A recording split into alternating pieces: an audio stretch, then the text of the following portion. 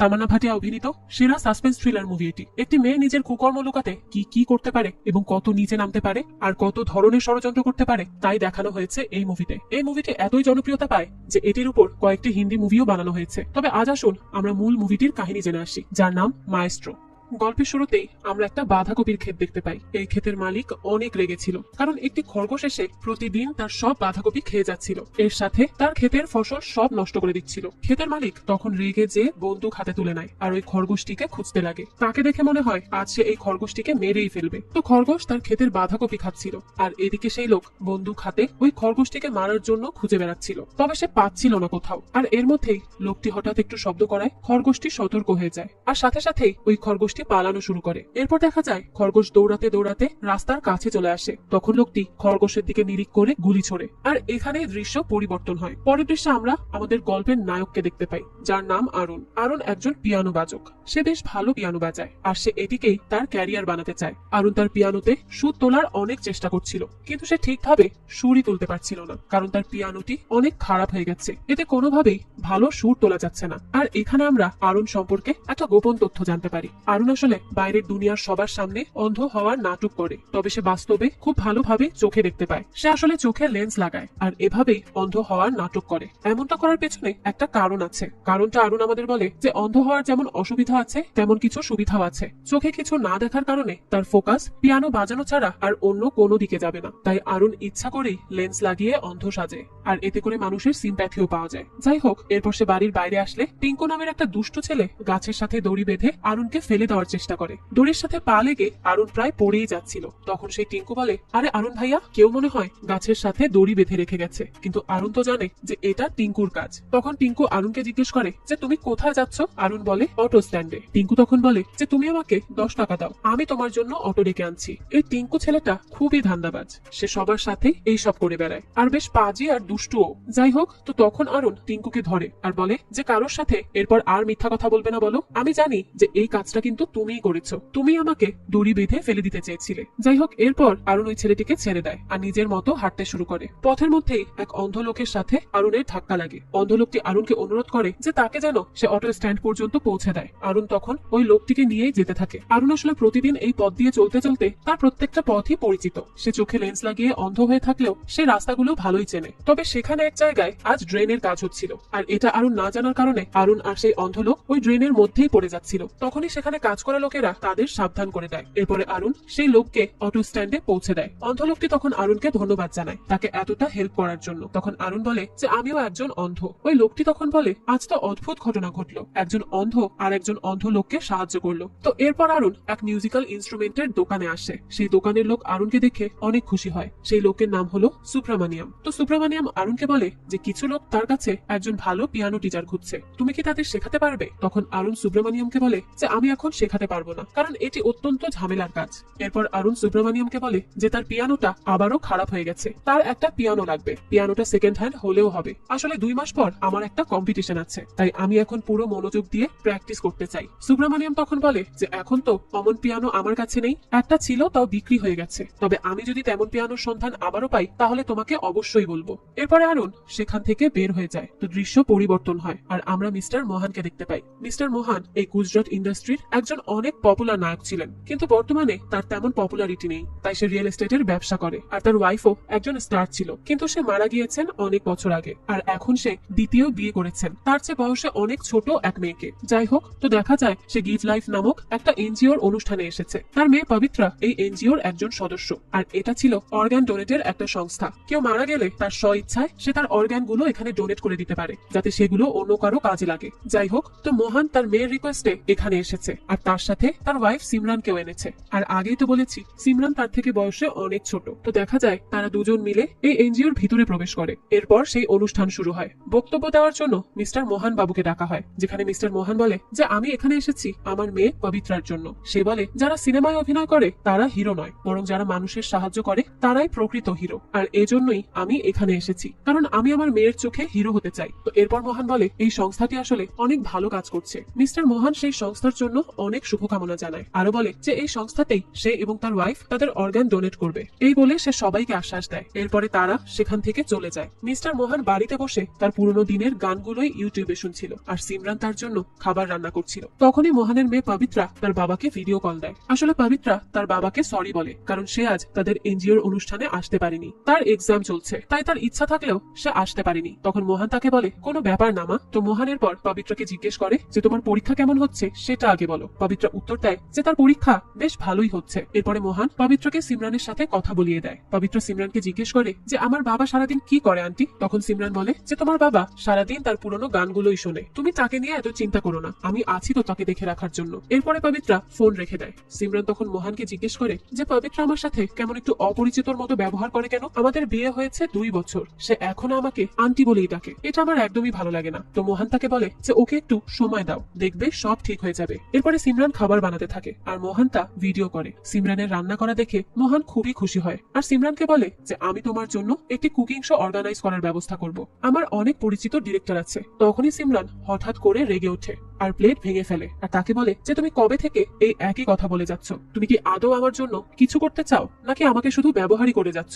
মোহন তো এই দেখে খুবই অবাক হয়ে যায় যে সিমরান এমন কেন করছে। তাই সে সিমরানকে শান্ত হতে বলে আর তখনই সিমরান হেসে দেয় আর বলতে থাকে যে সে আসলে তার অ্যাক্টিং এর অডিশন দিচ্ছে। এরপর সে মোহনকে বলে, তোমার এক পরিচিত ডিরেক্টর আছে না, সে নার্স রাধা নামের ওয়েব সিরিজ বানাচ্ছে, সেখানে তুমি আমার নাম বলতে পারো। মোহনও তখন তাকে বলে যে আমি সেই ডিরেক্টরের সাথে কথা বলবো, তুমি চিন্তা করো না। তো এখানে তো বোঝাই যাচ্ছে যে সিমরান মোহনকে কেন বিয়ে করেছে, সে তার মাধ্যমে ফিল্ম ইন্ডাস্ট্রিতে ঢুকতে যাচ্ছে। তো এরপর দৃশ্য পরিবর্তন হয় আর আমাদেরকে আরুনকে দেখানো হয়। দেখা যায় তাকে সুব্রমণিয়াম ফোন করেছে আর ফোন করে বলে যে তার পরিচিত একজন পিয়ানো বিক্রি করবে, তাই সে আরুনকে তাদের সাথে কথা বলতে যেতে বলে। এরপরে আরুন সেই পিয়ানো দেখতে বের হয়। যে পিয়ানো বিক্রি করবে তার নাম হলো সোফি, তার বাবার একটি রেস্টুরেন্টও আছে। তো সোফি আরুনকে ফোন করে আর বলে আমি সাদা আর পিঙ্ক কালারের ড্রেস পরে আছি। এই শুনে আরুন বলে যে দারুণ কালার কম্বিনেশন ম্যাডাম, কিন্তু আমি আপনাকে দেখতে পারবো না, আপনি একটু খেয়াল করুন, আমার হাতে লাঠি আছে। তখন সোফি দেখে যে আরুন আসলে অন্ধ। তখন সোফি আরুনকে সরি বলে আর সে আরুনকে তার বাবার রেস্টুরেন্টে নিয়ে যায়। আরুন তখন সোফিকে জিজ্ঞেস করে যে আপনারা পিয়ানোটা কেন বিক্রি করছেন? সোফি তখন বলে যে পিয়ানোর সাথে সাথে এই রেস্টুরেন্টের বাকি জিনিসপত্রগুলো বিক্রি করে দিচ্ছি, আমরা এই রেস্টুরেন্টটাকে আর রাখবো না। আসলে আমার বাবা গত 20 বছর এই রেস্টুরেন্ট চালিয়েছেন, কিন্তু এখন এত কম্পিটিশন আর আশেপাশে এত রেস্টুরেন্ট হয়ে গিয়েছে যে ব্যবসা আর আগের মতো চলছে না। আরুন তখন এসে পিয়ানো বাজাচ্ছিল। তো আরুনের এত সুন্দর পিয়ানো বাজানো শুনে সোফির বাবা সেখানে চলে আসে। সোফির বাবার নাম হলো পেদ্রো। সে এসে আরুনকে তার পরিচয় দেয়। আরুন তখন পেদ্রোকে বলে এই পিয়ানোটি খুবই ভালো, আপনি কত টাকায় এটিকে বিক্রি করতে চান? পেদ্রো তখন বলে যে 80,000 টাকায়। এই কথা শুনে আরুন বলে যে তার কাছে তো এখন এত টাকা নেই, সে শুধু অনুশীলন করতে চায়। আরুন তখন পেদ্রোকে একটা প্রস্তাব দেয় যে আরুন এখানে এসে প্রত্যেকদিন পিয়ানো প্র্যাকটিস করবে এবং আরুনের পিয়ানো বাজানো ভালো হলে পেদ্রোর কাস্টমারও আরুনের পিয়ানোর সুর শুনে এখানে আসবে। এতে তার প্র্যাকটিসও হবে আর পেদ্রোর ব্যবসাও ভালো চলবে। পেদ্রো আর সোফি তার এই কথা শুনে অনেক খুশি হয় আর তারাও তার এই প্রস্তাবে রাজি হয়ে যায়। এরপরে সোফি আরুনকে আরুনের বাড়ি পৌঁছে দিতে যায়। যাওয়ার পথে সোফি আরুনকে জিজ্ঞেস করে যে তোমার চোখে কি হয়েছে? তখন আরুন বলে যে 14 বছর আগে আমার মাথায় ক্রিকেট বল লেগেছিল আর সেই সময় আমার অপটিক নার্ভ নষ্ট হয়ে গিয়েছিল আর তখন থেকেই আমি আর চোখে দেখতে পাই না। সোফি তখন এই কথা শুনে খারাপ লাগে। তো এরপর দেখা যায় সোফি আরুনকে তার বাড়িতে নামিয়ে দেয়। আরুন উপরে এসেই তাড়াহুড়ো করে তার লেন্স খোলে আর জানালা দিয়ে সোফিকে দেখার চেষ্টা করে, কিন্তু সে সোফিকে ভালো করে দেখার আগেই সোফি সেখান থেকে চলে যায়। আসলে সোফিকে তার অনেক ভালো লেগেছিল, তাই সে তাকে দেখার চেষ্টা করছিল। তো সে যখন জানালা দিয়ে তাকিয়েছিল তখনই সেই এলাকার দুষ্টু বাচ্চা টিঙ্কু তাকে দেখে ফেলে। এর পরের দিন সোফি আরুনকে নিতে আসে। আরুন তখন তার লেন্স না পরে সোফির সাথে দেখা করতে চলে আসে, কারণ সে এবার সোফিকে দেখতে চায়। তো নিচে এসে সে সোফিকে সামনাসামনি দেখে আর সোফিকে দেখা মাত্রই তার অনেক ভালো লেগে যায়। সোফি তখন একটু চেক করে যে আরুন আসলেই অন্ধ কিনা, কিন্তু আরুন এমন অ্যাক্টিং করে যে সোফি পুরোপুরি বিশ্বাস করে নেয় যে আরুন আসলেই অন্ধ। তখন সোফি আরুনের চশমাটা নেয় মুছে দেওয়ার জন্য। সেই সময় সোফি দেখে যে আরুনের চোখ তো একদম ঠিকঠাকই মনে হচ্ছে। সে তখন আরুনকে জিজ্ঞেস করে যে তুমি কি সত্যিই অন্ধ? তোমার চোখ একদম ঠিক কি করে? আরুন তখন তাকে বলে যে হ্যাঁ সে অন্ধ, তার শুধু কর্নিয়া নষ্ট হয়ে গেছে, এই জন্য চোখ ঠিক বলেই মনে হয়। এরপরে আরুন পেদ্রোর রেস্টুরেন্টে পিয়ানো বাজাতে থাকে আর সবাই আরুনের পিয়ানো বাজানো অনেক পছন্দ করে আর তাদের রেস্টুরেন্টে কাস্টমারও বাড়তে থাকে। সোফিও এর মধ্যে মনে মনে আরুনকে পছন্দ করতে শুরু করে দেয় আর এরপর থেকে প্রতিদিনই সোফি আরুনকে তার বাড়িতে নামিয়ে দিয়ে আসতো, আবার তাদের রেস্টুরেন্টেও নিয়ে আসতো। আরুন এখন আর তার লেন্স পরে না, কারণ সে সব সময় সোফিকেই দেখতে চাইতো। আর এরপর থেকে দেখা যায় তারা দুজনে অনেক ভালো বন্ধুও হয়ে ওঠে আর একসাথে অনেক জায়গায় ঘোরাঘুরি করে। একদিন রেস্টুরেন্টে আরুন পিয়ানো বাজাচ্ছিল, তখন মোহন সেখানে আসে আর বসে বসে আরুনের পিয়ানো বাজানো শুনতে থাকে। আরুনের বাজানো সুর মোহনের অনেক ভালো লাগে। তখন মোহন চলে আসে আরুনের সাথে কথা বলতে। আরুন মোহনকে বলে, আপনি কি নায়ক মোহন? মোহন এই শুনে বলে যে হ্যাঁ, কিন্তু তুমি আমাকে কিভাবে চিনতে পারলে? আরুন তখন বলে যে আমি আপনার অনেক বড় ফ্যান। মোহন তো এই কথা শুনে অনেক খুশি হয়। এরপরে সোফি আরুনকে বাড়িতে নামিয়ে দেয়। তখন আরুন উপরে যাচ্ছিল, সেই সময় তার চশমাটা পড়ে যায়। তখন সে দ্রুত তার চশমাটা নিতে আসে। সে এমন স্বাভাবিকভাবে আসে যে মনে হচ্ছিল সে সবকিছু দেখতে পায়। আসলে সে তো সব দেখতেই পেত। আর এই দৃশ্যটাও দেখে ফেলে সেই টিঙ্কু। এরপরে আরুনের সময় বেশ ভালোই কাটছিল। সে রোজ পিয়ানো বাজাতো, আবার সোফির সাথে ঘোরাঘুরিও করতো। এরপরে একদিন রেস্টুরেন্টে আবারও মোহন আসে আর আরুনকে তার বাড়িতে ইনভাইট করে, কারণ সে একটা প্রাইভেট কনসার্টের আয়োজন করতে যাচ্ছিল। আসলে মোহন আর সিমরানের ওয়েডিং অ্যানিভার্সারি ছিল, তাই সে আরুনকে তার বাড়িতে পিয়ানো বাজানোর জন্য ডাকে, কারণ সে এভাবে তার স্ত্রীকে সারপ্রাইজ দিতে চায়। তো আরুনও এখানে রাজি হয়ে যায়। এরপরে দেখা যায় মোহন তার বাড়িতে বসে তার পুরনো ছবিগুলোই দেখছিল। এক ছবি বারবার দেখায় সিমরান অনেক বিরক্ত হয়ে যায়। তখন মোহন সিমরানকে বলে যে কাল এক জরুরি কাজের জন্য তাকে বেঙ্গালুরুতে যেতে হবে। এই শুনে সিমরান বলে যে কাল তো আমাদের ওয়েডিং অ্যানিভার্সারি, আর তুমি কালই চলে যাবে, এটা কেমন কথা? মোহন তখন জানায় যে কাল আসলে শেঠি তাদের কিছু প্রপার্টি দেখাবে, যেগুলো দেখার জন্য তাকে যেতেই হবে, তাই সে চাইলেও কাল থাকতে পারবে না। তবে মোহন জানায় যে সে সন্ধ্যার মধ্যেই চলে আসবে। এই শুনে সিমরান মনে মনে একটু খুশিই হয়, আর সে কেন খুশি হয় সেটা আমরা পরবর্তীতেই জানতে পারবো। এরপরে সোফিকে দেখানো হয় সে আরুনকে তার বাড়িতে ছাড়তে আসে। বাইরে অনেক বৃষ্টি হচ্ছিল তখন, তো এত বৃষ্টি হওয়ার ফলে সোফি আর তার বাড়ি যেতে পারে না। আর বৃষ্টিতে তার জামা কাপড়ও একটু ভিজে গিয়েছিল, তাই তার এগুলো চেঞ্জ করা জরুরি। এজন্য সে আরুনের সাথেই থাকতে লাগে। তখন আরুন সোফির জন্য কফি নিয়ে আসে। সোফির কাছে তখন ওয়াইন ছিল, তাই তারা একসাথে ওয়াইনও খায়। এরপরে তারা অনেক কাছাকাছি চলে আসে। এর পরের দিন আরুন মোহনের বাসায় যায়। সেখানে সে মোহনের বাড়ির কলিং বেল প্রেস করে আর দেখা যায় দরজা খোলে সিমরান। তখন আরুন তাকে বলে যে মোহন স্যার আমাকে প্রাইভেট কনসার্টের জন্যই ডেকেছেন। তখন সিমরান বলে যে মোহন তো এখন বাসায় নেই, সে কিছু প্রপার্টি দেখতে বেঙ্গালুরুতে গিয়েছে, সে আসলে তখন এসো। এই বলে সিমরান আরুনকে চলে যেতে বলে। তখন আরুন বলে যে দেখুন, মোহন স্যার আমাকে অ্যাডভান্স পেমেন্টও দিয়ে দিয়েছেন, সে নিশ্চয়ই তাড়াতাড়ি চলে আসবেন। কিন্তু তখনও সিমরান তাকে ঢুকতে দিতে চাইছিল না। তবে সেই সময় দেখা যায় তার এক বৃদ্ধ প্রতিবেশী দরজা খুলে তাদেরকে দেখতে থাকে। তো সিমরান এই ব্যাপারটা বুঝতে পেরে আরুনকে তাড়াতাড়ি ভেতরে আসতে বলে, না হলে এই নিয়ে বেশি কথা হয়ে যাবে। তো সিমরান তখন আরুনকে জিজ্ঞেস করে যে তুমি কি চোখে দেখতে পাও না? আরুন বলে না ম্যাম, আমি অন্ধ। 14 বছর আগে ক্রিকেট বল লাগার কারণে আমার অপটিক নার্ভ নষ্ট হয়ে গেছে, আর তারপর থেকে আমি আর কিছুই দেখতে পাই না। এরপরে সিমরান মোহনকে ফোন করার নাটক করে। সে ফোন না করেই কথা বলতে লাগে। তো সিমরান আরুনকে বলে যে মোহন 10 মিনিটের মধ্যেই চলে আসবে। এরপরে আরুন পিয়ানোর কাছে বসে আর পিয়ানোতে হাত দিয়েই আরুন পিয়ানোর অনেক প্রশংসা করে আর বলে যে এটি তো অনেক ভালো একটি পিয়ানো। এরপরে আরুন তার পিয়ানো বাজানো শুরু করে। সে পিয়ানো বাজাতে বাজাতে তার সামনে কাউকে পড়ে থাকতে দেখতে পায় এবং তার চারদিকে অনেক রক্ত ছিল। এই দেখে তো আরুন অনেক ঘাবড়ে যায়, কিন্তু সে এরপরও স্বাভাবিক থাকার চেষ্টা করে। সে সবকিছু বোঝার চেষ্টা করে। তো পিয়ানো বাজাতে বাজাতে হঠাৎ করেই সে তার বাজানো বন্ধ করে দেয়। তখন সিমরান আরুনের অনেক প্রশংসা করে আর বলে যে তুমি তো খুব ভালো পিয়ানো বাজাও, কত সুন্দর সুর তুলতে পারো। কিন্তু আরুনের তো এসব কোনো কথাই ভালো লাগছিল না, কারণ তার অবস্থা একদমই খারাপ হয়ে গিয়েছিল এই সব কিছু দেখে। তো আরুন তখন সিমরানকে বলে যে সে ওয়াশরুমে যেতে চায়। এরপরে সিমরান আরুনকে সাথে নিয়ে ওয়াশরুমের দিকে যায়। ওয়াশরুমে যাওয়ার পথে সিমরান ইচ্ছা করেই সেই লাশের পাশ দিয়েই তাকে নিয়ে যায়, যাতে করে সে বুঝতে পারে যে আরুন কি আসলেই অন্ধ নাকি সে নাটক করছে। তো যাওয়ার পথে আরুন দেখতে পায় যে কেউ একজন মরে পড়ে আছে, কিন্তু এটা কে সেটা সে বুঝতে পারে না। কিন্তু তারপরেও সে একদম নির্বিকার থাকে।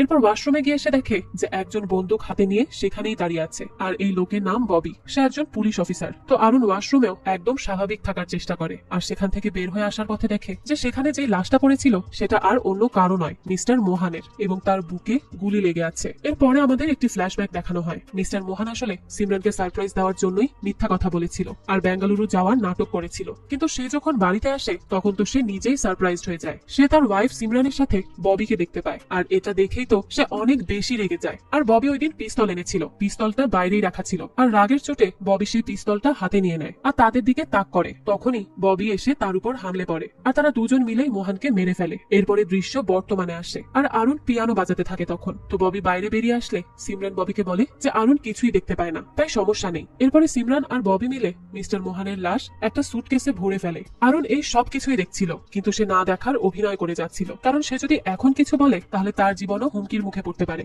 তাই সে চুপ করে থাকাটাকেই শ্রেয় মনে করে। তো এরপরে দেখা যায় সিমরান মোহনের রেকর্ড করা ভয়েস আরুনকে শোনায়, আর সেই রেকর্ড করা ভয়েসে মোহন বলে যে তাকে এখনই চলে যেতে হবে। তখন ববি মিস্টার মোহনের লাশ নিয়ে সেখান থেকে চলে যায়। এরপরে সিমরান আরুনকেও বিদায় জানায়। আরুন তো খুবই শক ছিল, সে তাই বাইরে বেরিয়ে এক অটো স্ট্যান্ডেই বসেছিল, কারণ সে বুঝতে পারছিল না সে কি করবে বা তার কি করা উচিত। তখন একজন মহিলা তার কাছে আসে একটা লটারির টিকিট সিলেক্ট করে দেওয়ার জন্য। আরুন সেই মহিলাকে বলে, যদি পারেন তাহলে একটা অটো ডেকে দিন, আমার খুব উপকার হয়। তো সে ডেকে আনলে তো অটো ড্রাইভার আরুনকে জিজ্ঞেস করে যে সে কোথায় যাবে। তখন আরুন জানায় যে সে পুলিশ স্টেশনে যাবে। আর তখনই আরুন দেখে যে সেখানে ববি আছে। ববি এই থানারই সিনিয়র ইন্সপেক্টর। তো ববিকে দেখেই আরুন তার কথাই ঘুরিয়ে ফেলে। আরুন বলে যে রানীকে কেউ মার্ডার করেছে। পুলিশ অফিসার শ্রীনিবাস তখন জিজ্ঞেস করে যে এই রানীটা আবার কে। তখন আরুন জানায় তার বিড়ালের নাম, তাকে সে খুঁজে পাচ্ছে না, হয়তো কেউ তাকে মেরে ফেলেছে। তখন শ্রীনিবাস অনেক রেগে যায় আর বলে যে এখানে এত কেস ঝুলে আছে আর আপনি বিড়াল হত্যার কেস করতে এসেছেন। শ্রীনিবাস আরুনকে তখন চলে যেতে বলে। সে সময় ববি আরুনকে থামিয়ে দেয় আর বলে যে সে তার সাথে যাবে।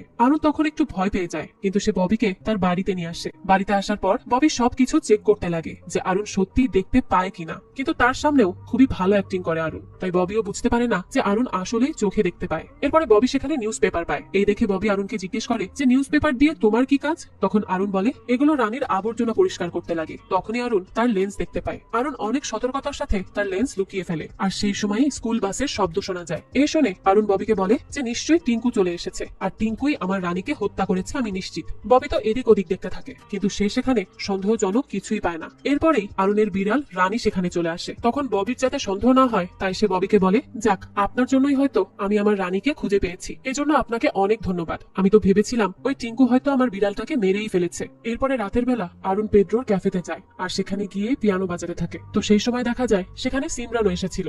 সিমরানকে দেখে আরুন একটু নার্ভাস হয়ে যায়, কিন্তু তারপরও সে এটা কাউকেই বুঝতে দেয় না। সিমরান তখন বসে বসে আরুনের পিয়ানো বাজানো শুনছিল। তখন সোফি তার কাছে আসে। সিমরান সোফির কাছে আরুনের অনেক প্রশংসা করে। তখন সোফিও বলে যে হ্যাঁ, আরুন খুব ভালো পিয়ানো বাজায়। তো সেই সময় সিমরান সোফিকে জিজ্ঞেস করে যে ও কি তোমার বয়ফ্রেন্ড। তখন সোফি বলে না না, ও আমার বয়ফ্রেন্ড না। সোফি না বললেও তাকে দেখে ভালো মতোই বোঝা যাচ্ছিল যে সে আরুনকে পছন্দ করে। তখন সিমরান সেখান থেকে বেরিয়ে গেলে আরুনও সেখান থেকে চলে যায়। আসলে সিমরান এখানে এই জন্যই এসেছিল যাতে সবাই এইটা বুঝতে পারে যে সে মোহানের জন্য অনেক বেশি চিন্তিত, আর কয়দিন ধরেই সে মোহানের খোঁজ পাচ্ছে না। যাই হোক, এরপর দেখা যায় সোফি আরুনকে খুঁজতে থাকে, কিন্তু সিকিউরিটি গার্ডের কাছ থেকে জানতে পারে যে আরুন একটু আগেই এখান থেকে চলে গেছে। এর পরের দিনে টিভিতে দেখানো হয় যে বিখ্যাত অভিনেতা মিস্টার মোহানের খুন হয়েছে, আর শহরের একটা জায়গায় তার গাড়িও পাওয়া গিয়েছে, আর গাড়ির মধ্যেই তার লাশ ছিল। তারা বলে যে মিস্টার মোহানের অ্যাক্টিং ক্যারিয়ার শেষ হওয়ার পরে তিনি রিয়েল এস্টেটের বিজনেস করতেন। টিভিতে আরো বলা হয় যে পুলিশ তার খুনের ব্যাপারে তদন্ত করছে, খুব শীঘ্রই হয়তো কোনো কিছু খুঁজে পাওয়া যাবে। তো সিমরান তখন মিডিয়াকে বলে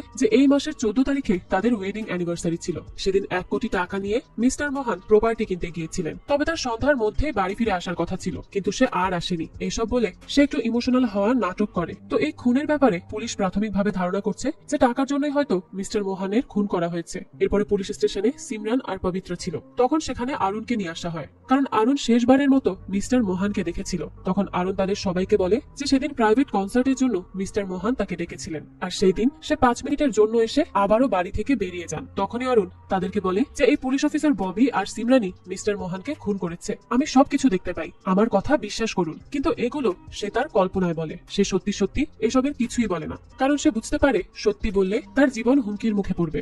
যাই হোক, এরপরে তার দেওয়া সাক্ষ্যে সই করে সে, আর সেখান থেকে চলে আসে। পরের দিন মিস্টার মোহানের ফিউনারেল হয়। অরুণ তখন পিয়ানো বাজিয়ে মিস্টার মোহানকে শেষ বিদায় জানায়। সেখানে মিস্টার মোহানের মেয়ে পবিত্রাও ছিল। এরপরে সিমরান স্টেজে ওঠে আর অরুণকে ধন্যবাদ দেয়। তখন সিমরান বলে যে মোহানকে ছাড়া আমার জীবন অন্ধকার। সেদিন সারপ্রাইজ দেওয়ার জন্য মোহান অরুণকে ডেকেছিল, আর তারপরে সে বেরিয়ে গিয়েছিল, সে আর কখনোই ফিরে আসেনি। এরপরে সবাই সিমরান আর পবিত্রাকে সান্ত্বনা দেয়। তখন এক বৃদ্ধ মহিলা পুলিশ অফিসার শ্রীনিবাসনকে বলে যে সিমরান মিথ্যা কথা বলছে, আর এই মহিলাটি হলো সেই মহিলা যে সিমরানের প্রতিবেশী। আর সেদিন যখন অরুণ এসেছিল তখন সেই দরজা খুলে দেখছিল ব্যাপারটা। তাই সে বলতে থাকে সেদিন ফ্ল্যাটে অন্য কেউ এসেছিল, সে দেখতে অনেক উঁচু আর লম্বা ছিল, আর মুখে খোঁচা খোঁচা দাড়িও ছিল।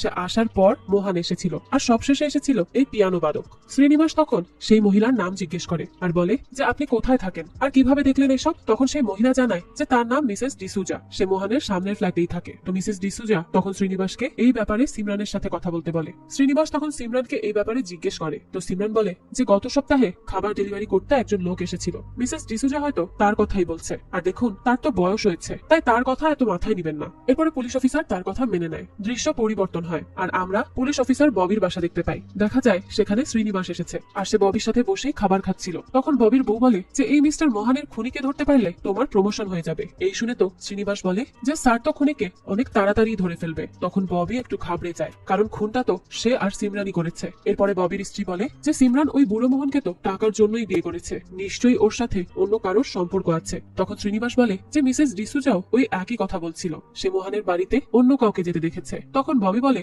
যে আমি ওর সাথে দেখা করব, এই বলে সে বাথরুমে চলে যায়। এরপর দেখা যায় আরুণ মোহনের বাড়িতে যেতে লাগে, কারণ মোহনের মেয়ে পবিত্রা তার কাছে পিয়ানো বাজানো শিখতে চেয়েছে। এরপরে সিমরান পবিত্রাকে বলে যে তার মাথা ব্যথা করছে, তাই সে কি একটু ফার্মেসি থেকে একটা মাথা ব্যথার বাম নিয়ে আসবে। এই কথা শুনে পবিত্রা তখন ফার্মেসিতে যায়। এদিকে সিমরান চলে আসে মিসেস ডিসুজার বাড়িতে। সে মিসেস ডিসুজাকেও একই কথা বলে যে তার প্রচুর মাথা ব্যথা করছে, তাই তার কাছে কি মাথা ব্যথার বাম হবে। এইসব বলতে বলতে সিমরান ইচ্ছা করেই মিসেস ডিসুজাকে বারান্দায় ডেকে নিয়ে আসে, আর এই বারান্দা থেকেই সে মিসেস ডিসুজাকে ধাক্কা মেরে ফেলে দেয়। এই দৃশ্য আবারও আরুণ দেখে ফেলে, কিন্তু সিমরান যাতে বুঝতে না পারে তাই আরুণ নিজেকে সামলে নেয় আর দ্রুত তার বাড়ি চলে আসে। আর ওদিকে পুলিশরা এসে মিসেস ডিসুজার লাশ নিয়ে যায়। এদিকে আরুণকে দেখা যায় সে বাড়িতে এসে কফি বানাচ্ছিল। তখনই টিঙ্কু আরুণের জানালা দিয়ে তার ভিডিও করতে থাকে। সেখানে দেখা যাচ্ছিল যে আরুণ আসলে অন্ধ নয়, সে ঠিকই চোখে দেখতে পায়। এরপরে আরুণের বাড়িতে সিমরান আসে। সিমরান আরুণকে প্রসাদ খেতে দেয়, আরুণও সেটা চুপচাপ খেয়ে নেয়। এরপরে আরুণ সিমরানের জন্য কফি বানিয়ে দেয়। সিমরান এদিকে চেক করছিল যে আরুণ আসলেই অন্ধ কিনা, তাই সে ভূতের মুখোশ পরে হঠাৎ করেই আরুণের কাছে আসে তাকে ভয় দেখানোর জন্য।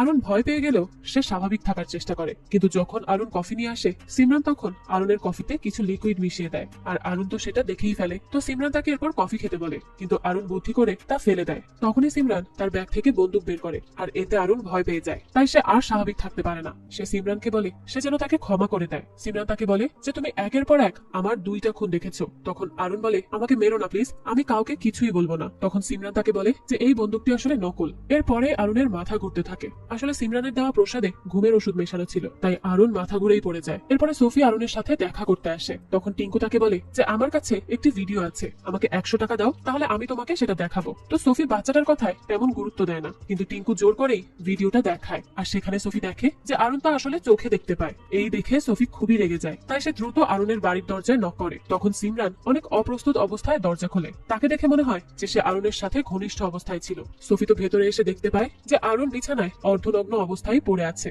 আর তার পাশে মদের বোতলও রাখা ছিল। সিমরান তখন সোফিকে বলতে থাকে যে মোহন চলে যাওয়ার পর আমি অনেক একা হয়ে গিয়েছিলাম, তাই আরুণ আমাকে সান্ত্বনা দিচ্ছিল, এছাড়া আর বেশি কিছু না। তখন সোফি সিমরানকে বলে যে আরুণ অন্ধ নয়, সে সব দেখতে পায়। তখন সিমরান বলে না না, এটা হতে পারে না। তখন সোফি তাকে নিজের বাচ্চাটির ফোনের ভিডিও দেখতে বলে। এই বলে সোফি সেখান থেকে চলে যায়। এরপরে আরুণের ঘুম ভাঙলে সে তার চোখে কিছুই দেখতে পায় না। সে চোখে অনেক পানি দেয়, কিন্তু তাও সে কিছুই দেখতে পাচ্ছিল না। সে অনেক ভয় পেয়ে যায়। তখন সেই সময় সিমরান তাকে বলে যে তুমি এখন আর কিছুই করতে পারবে না, না তুমি চোখে দেখতে পারবে আর না তোমার গার্লফ্রেন্ডও তোমাকে আর বিশ্বাস করবে। এই বলে সিমরান সেখান থেকে চলে যায়। আর যাওয়ার সময় সে টিঙ্কুর ফোনের ভিডিওটিও ডিলিট করে দেয়। এরপরে আরুণ খুবই অসহায় হয়ে পড়ে। আসলে সিমরান এমন কিছু একটা করেছিল যার জন্য আরুণ একদমই চোখে দেখতে পাচ্ছিল না, তাই সে সোফিকে ফোন করে আর তার কাছে সাহায্য চায়, কিন্তু সোফিও তার কোনো কথা বিশ্বাস করে না। আরুণ তখন তাকে সত্যি কথা বলে, কিন্তু সোফি তাও বিশ্বাস করে না আর তার ফোনটাই রেখে দেয়। এরপরে সিমরান ববির সাথে দেখা করে। সিমরান ববিকে জানায় যে সে আরুণকে একেবারের জন্য অন্ধ করে দিয়েছে। ববি তখন তাকে বলে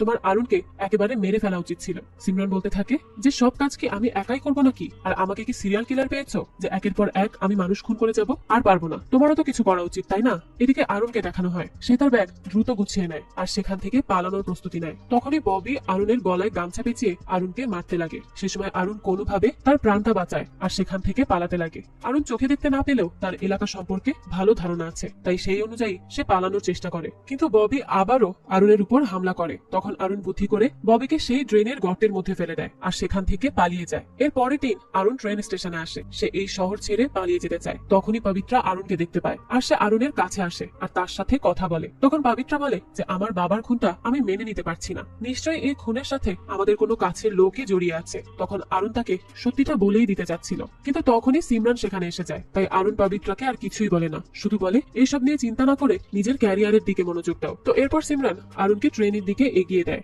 আরুণ তখন তাকে বলে যে কেউ গতকাল তার উপর হামলা করেছে। তখন সিমরান তাকে জানায় যে আমি কিন্তু এমনটা করিনি, আর তুমি এখান থেকে চলে যাও, এটাই তোমার জন্য ভালো হবে। সিমরান আরো বলে যে পবিত্রার সন্দেহ হওয়া দেখে মনে হয় আমাকে আরো একটা খুন করতে হবে। এরপরে আরুণ ট্রেনে উঠে যায়। তখন সে তার সিটে বসে, কিন্তু পবিত্রাকে নিয়ে তার অনেক চিন্তা হচ্ছিল। সে মনে করে যে সিমরান হয়তো পবিত্রাকে মেরেই ফেলবে, তাই সে আর এই শহর ছেড়ে যেতে পারে না। সে দ্রুত ট্রেন থেকে নেমে যায় আর আবারও তার শহরে ফিরে আসে, কিন্তু তখনই একটি টেম্পুর সাথে তার ধাক্কা লাগে আর সে সেন্সলেস হয়ে যায়। এরপরে দেখা যায় আরুণের জ্ঞান ফেরে একটি ক্লিনিকে। তখন আরুণ জিজ্ঞেস করে আমি কোথায়? তো সেখানকার ডাক্তার বলে যে আমি ডাক্তার স্বামী, আর তুমি এখন হাসপাতালে আছো, আর এখানে সারোজা আর ড্রাইভার মুরলি তোমাকে নিয়ে এসেছে। তখন ডাক্তার আরুণের চোখ চেক করে আর দেখতে পায় যে আরুণের চোখ সম্পূর্ণ সম্প্রতি নষ্ট হয়েছে। অরুণ তখন কমিশনারের সাথে দেখা করতে চায়। তো ডাক্তার স্বামী বলে, আমি তোমাকে কমিশনারের সাথে দেখা করার ব্যবস্থা করে দেব। এরপর ডাক্তার স্বামী সরোজা আর মুরলি বাইরে দাঁড়িয়ে কথা বলছিল। ডাক্তার স্বামী মুরলিকে বলে যে এর একটা কিডনি নিলে হবে না, এর দুটো কিডনি নিয়ে নিতে হবে, আর এরপর রেল লাইনের উপর ফেলে দিয়ে আসতে হবে। এর দুটো কিডনি নিলে আমরা ভালো দাম পাবো। তারা তখন অরুণকে সাহায্য না করে অরুণের কিডনি নেওয়ার প্ল্যান করে। এরপরে রাতের বেলায় ডাক্তার স্বামী অরুণকে অপারেশন থিয়েটারে নিয়ে আসে। তারা অরুণকে বলে যে তোমার কিছু চেক আপ করা হবে। কিন্তু ফোনে ডাক্তারের একটা কথা শুনে অরুণ ভালো মতোই বুঝে যায় যে তারা তার কিডনি নেওয়ার জন্য অপারেশন করতে চাইছে। তখন অরুণ তাদের কাছে অনেক রিকোয়েস্ট করে যে আমাকে ছেড়ে দাও, কিন্তু মুরলি আর সরোজা অরুণকে শক্ত করে ধরেছিল। এরপরে অরুণ সরোজাকে বলে যে আমি তোমাকে 1 কোটি টাকা দিব, আমাকে বিশ্বাস করো, তোমার হাতে শিবের ট্যাটুর দিব্যি কেটে বলছি। কিন্তু ততক্ষণে ডাক্তার অরুণকে অজ্ঞান করার ইনজেকশন দিয়ে দেয়। আর অরুণের পেটে ছুরি মারার সময় সরোজা বাধা দেয়। সে বলে যে অরুণ কিভাবে জানলো যে আমার হাতে শিবের ট্যাটু আছে। এর পরের দিন অরুণ ঘুম থেকে উঠলে ডাক্তার তাকে বলে যে আমরা তোমার কিডনি নেইনি। তখন সরোজা তাকে জিজ্ঞেস করে যে আপনি কিভাবে জানলেন যে আমার হাতে শিবের ট্যাটু আছে। তখন অরুণ বলে যে আমি আগে দেখতে পেতাম, আর তখনই আমি আপনার হাতের ট্যাটু দেখে নিয়েছিলাম, আর আপনার কথা শুনেই বুঝতে পেরেছি আপনি সেই মহিলা যার কাছ থেকে আমি আগে লটারি টিকিট কিনেছিলাম। তো অরুণ এখন সরোজাকে বলে এখন কিন্তু আমি আপনার সবচেয়ে বড় লটারির টিকিট, আমার কথা মতো চললে আপনারা 1 কোটি টাকা পাবেন। তখন সরোজা অরুণের কথা মতো কাজ করতে রাজি হয়ে যায়। এদিকে ববি সিমরানের সাথে দেখা করতে আসে। তখন সিমরান ববিকে বলে যে পবিত্র বেঙ্গালুরু থেকে শেট্টিকে ডাকছে, শেট্টি এখানে আসলে আমরা কিন্তু ফেসে যাব। তখন ববি সিমরানকে বলে যে পবিত্রকে মেরে ফেলো। এই শুনে সিমরান বলে প্রথমে মোহনকে মারলাম, আর এখন যদি তার মেয়েকে মারি তাহলে তো সবাই আমাকেই সন্দেহ করবে। তখন ববি বলে যে পবিত্রার হাতের লেখা নকল করে একটি আত্মহননের চিঠি লিখবে, আর বাকিটা সে সামলে নিবে। এরপরে সিমরান পবিত্রাকে মারতেই যাচ্ছিল, তখনই তাদের বাড়িতে অরুণ চলে আসে। সিমরান অরুণকে দেখে খুবই বিরক্ত হয়ে যায়। সে ভাবে যে অরুণকে আসলে সেদিনই মারা উচিত ছিল। সিমরান তখন ববিকে ফোন করে আর জানায় যে অরুণ এসেছে। তখন ববি অরুণকে একটি জায়গায় আনতে বলে। এরপরে সিমরান অরুণকে নিয়ে গাড়িতে করে ববির বলা সেই জায়গায় উপস্থিত হয়, কিন্তু সেখানে আগে থেকেই সরোজা আর মুরলি ছিল। তখন অরুণ সিমরানকে অজ্ঞান করে ফেলে। এরপর সরোজা আর মুরলির সাহায্যে সিমরানকে নিয়ে সেখান থেকে চলে যায়। এরপর দেখা যায় তারা ববির বউকে ফোন করে আর তাকে সবকিছু বলে দেয় যে বিখ্যাত অভিনেতা মিস্টার মোহন বাবুর বউ সিমরানের সাথে আপনার স্বামীর অবৈধ সম্পর্ক আছে, এমনকি মোহনকে সিমরান আর আপনার স্বামী দুজনে মিলেই মেরেছে। আপনি যদি চান যে এই কথা বাইরে না আসুক তাহলে কাল সকাল 9টায় 1 কোটি টাকা নিয়ে আমার দেওয়া ঠিকানাতে চলে আসবেন, না হলে আমার কাছে এমন এমন প্রমাণ আছে যা মিডিয়াতে আসলে আপনার স্বামী কিন্তু ফেসে যাবে। এরপরে ববির স্ত্রী ববিকে এই নিয়ে চার্জ করে। তখন ববি স্বীকার করে যে তার ভুল হয়ে গেছে। এদিকে পুলিশরা সিমরানের গাড়ি পায়, আর সিমরানকে না পেয়ে তারা ভাবে যে সিমরান হয়তো নিজেই নিজেকে শেষ করে দিয়েছে। আর এই কথা অরুণরা সিমরানকেও শোনায়। তখন সিমরান তাদেরকে বলে তোমরা কিন্তু ঠিক করছো না, এই কাজের জন্য আমি আর ববি তোমাদের সবাইকে মেরে ফেলবো। যেভাবে মোহন আর মিসেস ডিসুজাকে মেরেছি ঠিক সেভাবেই আমরা তোমাদেরকেও মারবো। তখন এই কথা অরুণ রেকর্ড করে নেয় আর তারা সিমরানকে বেঁধে রাখে। ডাক্তার স্বামী তখন সিমরানের ব্লাড স্যাম্পল নেয়। এর পরের দিন সারোজা ববির ওয়াইফকে ফোন করে আর ববিকে টাকা নিয়ে আসতে বলে এবং তাকে কোথায় আসতে হবে তার ঠিকানাও দিয়ে দেয়। এরপর অরুণ সারোজা আর মুরলিকে বোঝায় যে আমাদের অনেক সাবধানে কাজ করতে হবে, না হলে ববি আমাদের ধরে ফেলবে। তখন সারোজা আর মুরলি মিলে অরুণকে বেঁধে ফেলে। তখন অরুণ তাদের জিজ্ঞেস করে যে আপনারা আমাকে কেন বাঁধছেন। তখন সারোজা বলে যে আপনি অনেক চালাক, তাই টাকা না পাওয়া পর্যন্ত আপনাকে এখানেই থাকতে হবে। সেখানে সিমরানও বাধা ছিল। সে এসব শুনে হাসতে লাগে। সে বলে যাদের তুমি সঙ্গ দিলে তারাই তো তোমাকে বেঁধে রাখছে। সিমরান আরো বলে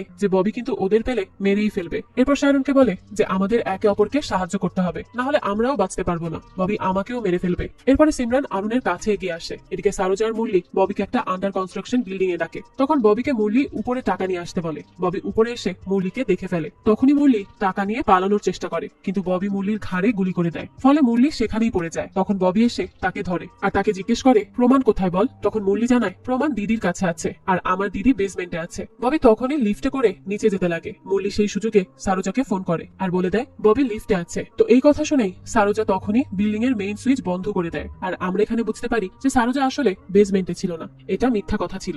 যাই হোক, তো দেখা যায় এর ফলে পুরো বিল্ডিং এর কারেন্ট অফ হয়ে যায় আর ববি লিফটের মধ্যেই ফেসে যায়। ববি লিফটের মধ্যে থেকে চিল্লাতে থাকে। এদিকে সিমরান অরুণের হাত খুলে দেয়। অরুণ উঠে এদিকে ওদিক হাঁটাহাঁটি করে, কিন্তু সে তো চোখে কিছুই দেখতে পায় না। তখন সিমরান তাকে তার চোখ খুলে দিতে বলে। এরপরে অরুণ সিমরানের চোখ খুলে দেয়। সিমরান তখন অরুণকে সামনের দরজার গ্লাস ভাঙতে বলে। অরুণ তখন একটি অগ্নি নির্বাপক যন্ত্র দিয়ে দরজাটাই ভেঙে ফেলে। এদিকে সিমরান একটি ছুরির সাহায্যে নিজের হাত খুলতে লাগে। এরপরে আমরা দেখি যে সারোজা মুরলিকে নিয়ে হাসপাতালে যাচ্ছিল। গুলি লাগার কারণে মুরলির অবস্থা অনেক খারাপ হয়ে যায়। তো হাসপাতালের গেটে আসার পরই সারোজা দেখে যে মুরলি ততক্ষণে মারা গেছে। আর সে যখন ব্যাগের টাকা চেক করতে যায় তখন দেখে যে ব্যাগের উপরে সামান্য টাকা থাকলেও নিচে সব কাগজ দিয়ে ভরা। ওদিকে নিজের হাত খুলে সিমরান অরুণকে অনেক মারতে থাকে। মারতে মারতে সিমরান ডাক্তার স্বামীর আসার শব্দ শুনতে পায়, তাই সে বাইরে এসে ডাক্তারকেও মারতে লাগে। সিমরান স্বামীকে প্রায় মেরেই ফেলছিল। তখনই অরুণ এসে সিমরানকে টেনে নিয়ে যায় আর ডাক্তার সিমরানকে অজ্ঞান করার ইনজেকশন দিয়ে দেয়। এরপরে স্বামী অরুণকে নিয়ে শহরের বাইরে যেতে লাগে। তখন স্বামী অরুণকে বলে যে তুমি যেহেতু আমাকে বাঁচিয়েছো তাই আমিও তোমাকে সাহায্য করব, আর সে তাকে এটা জানায় যে দুবাইয়ের বিখ্যাত ধনী আব্দুল খলিফ তার মেয়ের কিডনি প্রতিস্থাপন করাবে, আর তার মেয়ের সাথে সিমরানের ব্লাড স্যাম্পল মিলে গেছে। আমরা যদি সিমরানের কিডনিটা তাকে দিয়ে দিই তাহলে আমরা 6 কোটি টাকা পাবো, তার থেকে 1 কোটি টাকা আমি তোমাকে দিয়ে দিব, আর তুমি চাইলে তার চোখও তুমি লাগিয়ে নিতে পারো। এরপরই দৃশ্য কাট হয়, আমরা সোফিকে দেখতে পাই। সে বাইরের কান্ট্রিতে ছিল, তখনই সে দেখে যে একটি ক্যাফেতে আরুন পিয়ানো বাজাচ্ছে। এরপরে সোফি আরুনের কাছে গিয়ে বলে যে এখানে এসেও সবাইকে বোকা বানাচ্ছ। তখন আরুন সোফিকে বলতে লাগে যে সেদিন কি হয়েছিল। ডাক্তার স্বামী সিমরানকে বিক্রি করে দিতে চাইলে আরুন এমনটা করতে তাকে বারণ করে। তখন ডাক্তার সিমরানকে ঘুমের ইনজেকশন দিতে যায়, তো সিমরান তখন উল্টো ডাক্তার স্বামীকেই মেরে ফেলে। এরপরে সিমরান গাড়িতে বসে। আরুন তখনও বলছিল যে সিমরানকে ছেড়ে দিতে, কারণ আরুন ভাবছিল যে সেখানে এখনো ডাক্তার আছে। তখন সিমরান আরুনকে গাড়ি থেকে নামতে বলে। আরুনও তার কথা মতো বাইরে গিয়ে দাঁড়ায়। তখনই সিমরান আরুনকে গাড়ি চাপা দিয়ে মারতেই যাবে, সেই সময়ই আমরা এই গল্পের প্রথম দৃশ্য দেখি, যেখানে খরগোশটিকে সেই লোক গুলি করছিল। তো গুলি ছোড়ার পর খরগোশ লাফ দিয়ে সিমরানের গাড়ির উপরে পড়ে, ফলে সিমরানের গাড়ি কন্ট্রোল হারায় এবং গাড়ি উল্টে সিমরান মারা যায়। এরপরে দৃশ্য আসে বর্তমানে। সোফি আরুনকে বলে তাহলে তুমি সিমরানের চোখটাই লাগিয়ে নিতে পারতে, কিন্তু আরুন তখন কিছু না বলেই সেখান থেকে চলে যায়। যাওয়ার পথে একটি ক্যান সে তার লাঠি দিয়ে ডাস্টবিনে ফেলে দেয়। তো এর মানে আরুন এখনো চোখে দেখতে পায়। আসলে মোহান তো আগেই বলেছিল সে আর সিমরান মারা যাওয়ার পর তাদের অর্গানগুলো পবিত্রদের সেই এনজিওতেই ডোনেট করে দিবে, আর সিমরানের মৃত্যুর পর সেটাই হয়তো হয়, আর এর সাহায্যেই হয়তো আরুন তার দৃষ্টি ফিরে পায়। আর এখানেই এই গল্পটি শেষ হয়ে যায়। তবে সবকিছু কি আসলেও এতটা সহজ? তাই যদি হয়ে থাকে তাহলে আরুন কেন সোফিয়াকে মিথ্যা কথা বলল? শুধু কি সিম্প্যাথি পাওয়ার জন্য, নাকি সেদিন সে সত্যি সত্যি ডাক্তারের কথা মেনে নিয়েছিল? আপনাদের কি মনে হয় সেটা অবশ্যই কমেন্ট করে জানাবেন। আর এই গল্পটা কেমন লাগলো সেটাও কিন্তু জানাতে ভুলবেন না। যদি এতটুকু ভালো লেগে থাকে তাহলে একটি লাইক দিয়ে যাবেন। এরকমই আরো নতুন নতুন গল্পের আপডেট পেতে আমাদের চ্যানেলটিকে সাবস্ক্রাইব করে বেল আইকনে অল দিয়ে রাখতে কিন্তু ভুলবেন না। আজকে তাহলে এই পর্যন্তই, আবারও হাজির হব নতুন কোনো ভিডিও নিয়ে। সেই পর্যন্ত সবাই ভালো থাকবেন। ধন্যবাদ।